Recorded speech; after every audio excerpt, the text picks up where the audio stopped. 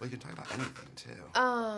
You just say you're the generic. I'm just the generic. Eric Generic. Eric Generic, everybody. Eric Generic.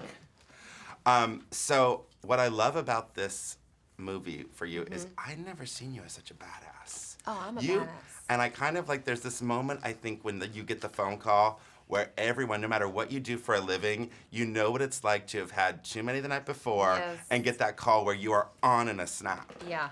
And seeing that way to introduce you, I was like, oh, she's got something different I haven't seen before. Well, that's good. No, yeah, one of the things that drew me to playing this role, I play Lydia Mercer, an NYPD police officer and negotiator. And my job is to get people to not commit suicide and give up guns and, give up hostages and essentially resolve situations without death. But when you first meet my character, I've lost somebody. In the parlance of the NYPD, somebody went over on me.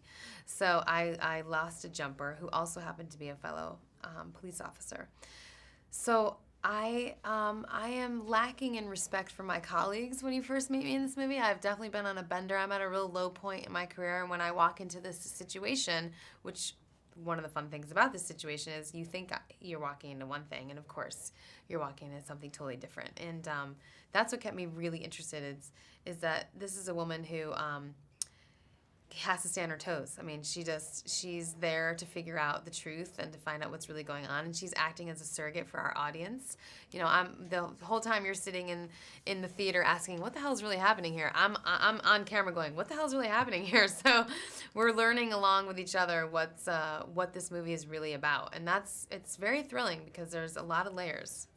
I know you met with a few people who do this for a living. Do you think you could do it? I mean, do you think you could be that person to talk someone? I hope I'm never in that situation. One of the things that I was taught by the NYPD negotiators is they have a philosophy, which is jumpers jump. So if you want to kill yourself, you go up to the top of the roof and you jump off. You're not waiting around. If you're still standing there by the time I get a phone call and get dressed and get in the car and drive up and take the elevator and walk out and start talking to you, hopefully you don't really want to kill yourself. But then if you still jump, it's my fault. So it's really devastating when they lose someone, because if they've actually entered into a negotiation, it's a game then. It's a win or lose situation, but losing is, life or death. So they don't want to lose. And it's luckily very rare when they do lose. But it's also very devastating to lose. So, it's a true burden, I think, to do that job. I would never want someone's life in my hands. I mean, that responsibility, I don't know how you live with yourself if you don't win. Did you spend a lot of time with other cops? Is this the first time you've played it? Yeah, it's the first time I played a police officer. It's the first time I've been, been able to hang out with the NYPD. It was great.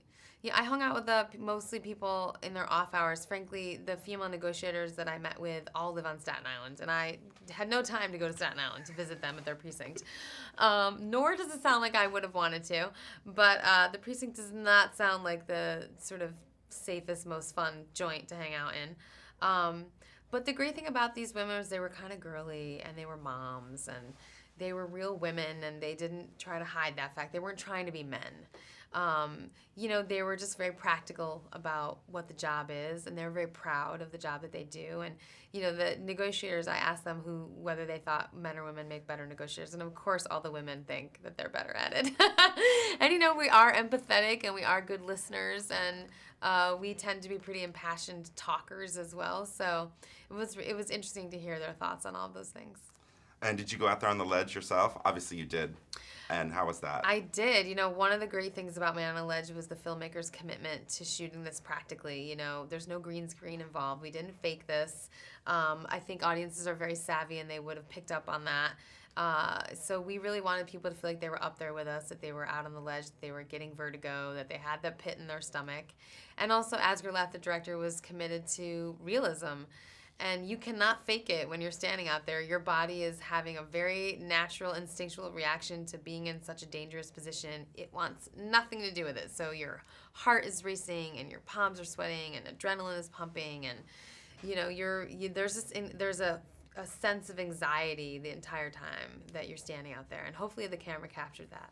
I think so. The question is, does it make that easier to act or harder because it's sort of you know what I mean? You know It's what? like It frankly, it's good because you don't really have to think about like, am I selling it? You know, like it's being sold. You know, you don't have to do much. It's a great reminder too how little it takes, I think, to sell it. You know, I'm always fascinated by actors who think you'd be out there like, oh my god, oh my god. Yeah. In reality, we went out there and it was, okay. We're out, it's Right. much smaller, I think, Right, than right. people realize. That was really fun. It was fun to really learn what would I do in this situation, how Right. would I really react, and so it was really fun to sort of teach myself that.